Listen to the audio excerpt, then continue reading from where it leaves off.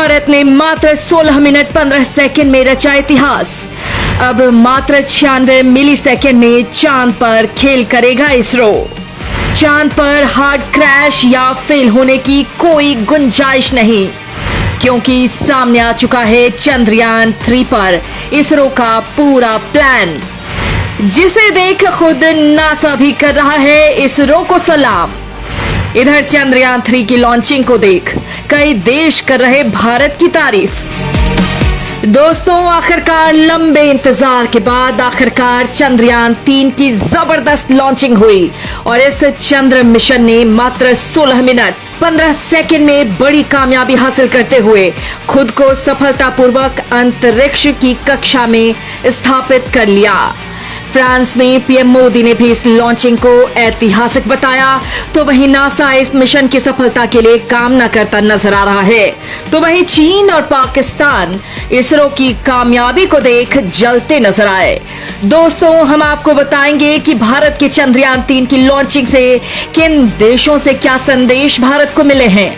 वहीं दोस्तों, आपको ये भी बताएंगे कि अब अंतरिक्ष की कक्षा में स्थापित होने के बाद चंद्रयान 3 का अगला कदम क्या होगा, कैसे होगा और किस तरह से खुद को पुश करते हुए चंद्रमा की तरफ मूव करेगा। ये सब हम आपको डिटेल से बताएंगे, तो वीडियो पर बने रहिएगा। सामने आया चंद्रयान 3 की लैंडिंग का प्लान, फेल होने की कोई गुंजाइश नहीं। दोस्तों, चंद्रयान 3 की सफलता पूर्वक लॉन्चिंग हो चुकी है और अब 23-24 अगस्त के बीच किसी भी समय यह चंद्रमा के दक्षिणी ध्रुव पर मैंजिनस यू क्रेटर के पास उतरेगा। चंद्रयान 3 को LVM-3M4 रॉकेट 179 किलोमीटर ऊपर तक ले गया। उसके बाद उसने चंद्रयान 3 को आगे की यात्रा के लिए अंतरिक्ष में धकेल दिया। इस काम में रॉकेट को मात्र 16 मिनट 15 सेकंड लगे।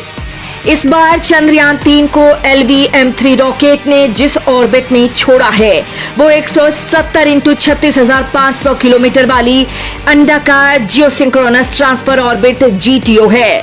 पिछली बार चंद्रयान 2 के समय 45,575 किलोमीटर की कक्षा में भेजा गया था। इस बार ये कक्षा इसलिए चुनी गई है ताकि चंद्रयान 3 को ज्यादा स्थिरता प्रदान की जा सके। जानकारी मिली है कि 170 × 36,500 किलोमीटर वाली अंडाकार जियोसिंक्रोनस ट्रांसफर ऑर्बिट के जरिए चंद्रयान की ट्रैकिंग और ऑपरेशन ज्यादा आसान और सहज होगा। चंद्रमा की ओर भेजने से पहले चंद्रयान 3 को धरती के चारों तरफ कम से कम 5 चक्कर लगाने होंगे। हर चक्कर पहले वाले चक्कर से ज्यादा बड़ा होगा। इसके बाद Chandrayaan 3 trans lunar insertion command दिए जाएंगे। फिर चंद्रयान 3 सोलर ऑर्बिट यानी लंबे हाईवे पर यात्रा करेगा। 31 जुलाई तक TLI को पूरा कर लिया जाएगा। इसके बाद चंद्रयान 3 करीब 5.5 दिनों तक चंद्रमा की ओर यात्रा करेगा। चंद्रमा की बाहरी कक्षा में वो 5 अगस्त के आसपास प्रवेश करेगा। ये गणनाएं तभी सही रहेंगी जब सब कुछ सामान्य स्थिति में होगा। कोई तकनीकी गड़बड़ी होने पर इसमें समय बढ़ सकता है। चंद्रयान 3 चंद्रमा की 100 × 100 किलोमीटर की कक्षा में जाएगा। इसके बाद विक्रम लैंडर और प्रज्ञान रोवर प्रोपल्शन मॉड्यूल से अलग हो जाएंगे। उन्हें 100 किलोमीटर × 30 किलोमीटर की अंडाकार कक्षा में लाया जाएगा। 23 अगस्त को डी बूस्ट यानी गति धीमी करने का कमांड दिया जाएगा।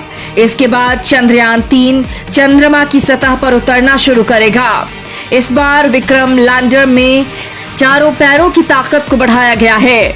नए सेंसर्स लगाए गए हैं, नया सोलर पैनल लगाया गया है। पिछली बार चंद्रयान 2 की लैंडिंग साइट का क्षेत्रफल 500 मीटर × 500 मीटर चुना गया था। इसरो विक्रम लैंडर को मध्य में उतारना चाहता था, जिसकी वजह से कुछ सीमाएं थी। इस बार लैंडिंग का क्षेत्रफल 4 किलोमीटर × 2.5 किलोमीटर रखा गया है, यानी इतने बड़े इलाके में चंद्रयान 3 का विक्रम लैंडर उतर सकता है। लैंडिंग के लिए सही जगह का चुनाव वो खुद करेगा। इस बार कोशिश रहेगी कि विक्रम लैंडर इतने बड़े इलाके में अपने आप सफलतापूर्वक उतर जाए। इससे उसे ज्यादा फ्लेक्सिबिलिटी मिलती है। इस लैंडिंग पर नजर रखने के लिए चंद्रयान 2 का ऑर्बिटर अपने कैमरे तैनात रखेगा।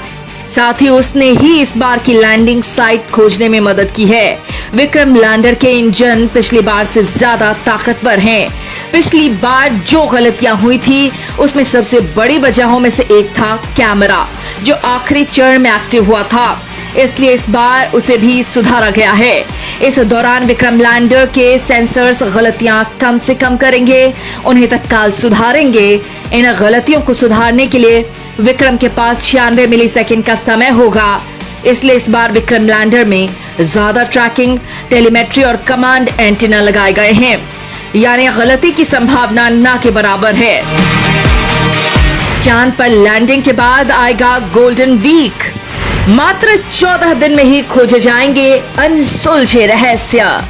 देश के प्रमुख वैज्ञानिकों का कहना है कि अगर सब कुछ तय योजना के मुताबिक ही रहा तो अगले 40 दिन बाद चांद पर जो होगा वो देश ही नहीं बल्कि पूरी दुनिया की अंतरिक्ष में की जाने वाली शोध की दशा और दिशा को बदल देगा।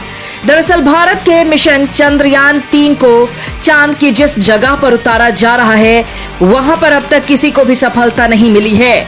अमेरिका के नासा और बाद में इसरो के साथ काम कर चुके देश के प्रमुख वैज्ञानिक प्रोफेसर संजीव सहजपाल कहते हैं कि इस बार का चंद्रयान 3 पिछली बार लॉन्च हुए चंद्रयान 2 के मुकाबले कई गुना ज्यादा बेहतर तरीके से लॉन्च हुआ है। चांद पर होने वाली सॉफ्ट लैंडिंग के बाद 14 दिन तक रोवर और लैंडर जो हमें सूचनाएं देने वाला है, उससे पूरी दुनिया में चांद के अनसुलझे रहस्य पता चलेंगे।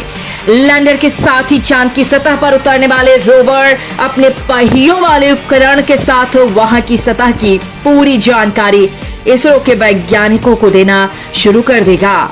वो कहते हैं कि सॉफ्ट लैंडिंग के बाद रोवर और लैंडर से जो जानकारी इसरो को मिलेगी वो 14 दिनों तक ही होगी। रोवर से मिलने वाली जानकारी बहुत ज्यादा महत्वपूर्ण इसलिए मानी जाती है क्योंकि वो चांद की सतह पर जाकर आगे बढ़ता रहता है। उनका कहना है कि 14 दिनों के भीतर रोवर चांद पर अपने तय रास्ते को न सिर्फ पूरा करेगा बल्कि उसकी पूरी सूचनाएं भी इसरो के डेटा सेंटर को भेजता रहेगा। सिर्फ रोवर ही नहीं बल्कि लैंडर के माध्यम से भी सूचनाएं और पूरी तकनीकी जानकारियां मिलती रहेंगी। चंद्रयान 3 पर इसरो को मिली दुनिया भर से तारीफ। दोस्तों, भारत इस उपलब्धि के साथ ही दुनिया के टॉप 4 देशों में शामिल हो जाएगा जो चंद्रमा की सतह पर लैंडिंग कर चुके हैं। भारत से पहले अमेरिका, रूस और चीन ही ये कारनामा दिखा चुके हैं। भारत के इस मिशन की दुनिया भर में चर्चा हो रही है। अमेरिकी न्यूज चैनल CNN ने भी इसकी तारीफ करते हुए लिखा है कि भारतीय तकनीक के जरिए ही इस पर काम हो रहा है और ये भारत के अंतरिक्ष क्षेत्र में ऐतिहासिक उपलब्धि होगी। CNN ने लिखा कि भारतीय वैज्ञानिक इस मिशन पर कई साल से काम कर रहे हैं। चंद्रमा के दक्षिणी ध्रुव पर लैंडिंग का लक्ष्य तय किया गया है जहां अब तक पहुंचा नहीं जा सका है। इससे चंद्रमा के बारे में अतिरिक्त जानकारियां भारत के जरिए दुनिया को मिल सकेंगी।